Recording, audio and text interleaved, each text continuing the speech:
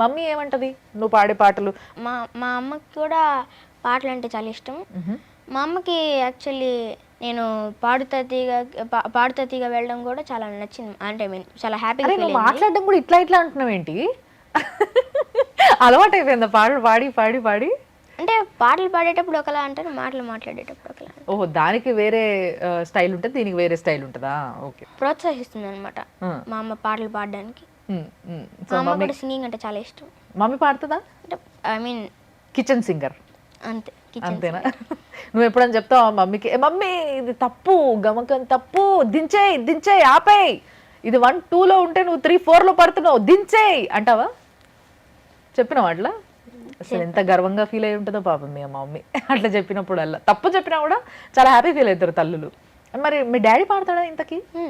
పాడతారు బట్ అంటే లైట్గా అంతే. కొంచెం కొంచెం వచ్చు, డాడీకి పెద్ద రాదులే. అంతే అంతే కదా.